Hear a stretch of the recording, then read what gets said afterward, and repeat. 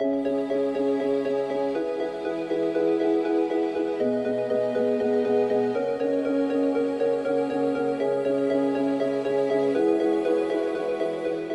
friends, I hope you've been enjoying our journey thus far.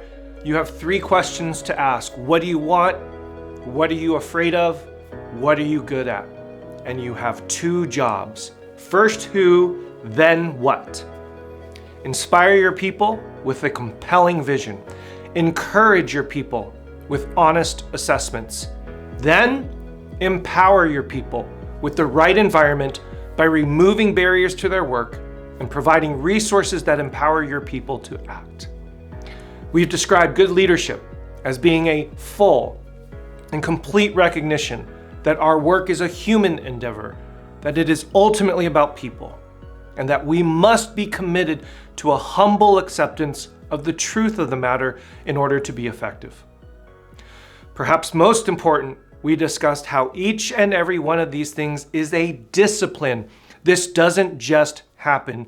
You have to work at each one, oftentimes with a little discomfort, and most definitely with a lot of humility. Here's the bonus. If you lead well in all of what we've just discussed, you will find yourself not having to manage as much.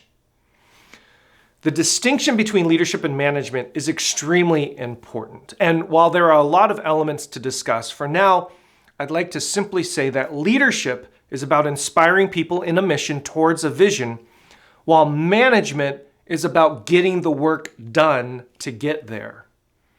If you attend well to your leadership responsibilities, you will need the tool of management less and less.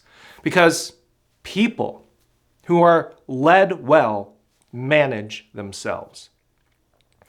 Now, there is no question that management is an important tool in running an organization. There are necessary aspects of human resources that are crucial, such as hiring, firing, compliance, and performance reviews. But how all of those elements are handled and deployed is ultimately predicated upon how well you lead your people in the organization. And most anyone would tell you that they would prefer someone who led them well but didn't manage them much, rather than someone who led them poorly but managed them more. This is an almost universal feeling in organizations, and actually one of the ways you can assess your leadership effectiveness.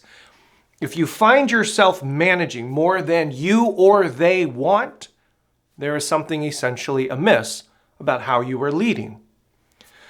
This illuminates a fundamental principle that most everyone believes, but that most leaders completely miss. It is this: the greater your leadership skill, the less you have to manage. Likewise, the lower your leadership skill, the greater your need to manage.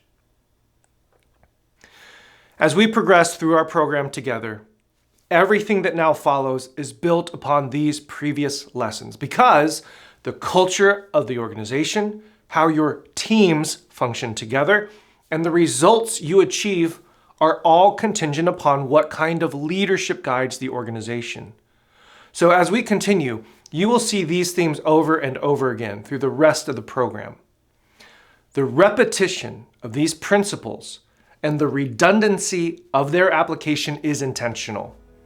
You will see the power and application of these principles and disciplines in the various aspects of your organization and hopefully solidify their usage throughout your leadership career. And the icing on the cake is that leaders who do this well gain the respect of their people and increase the trust they have in their leader.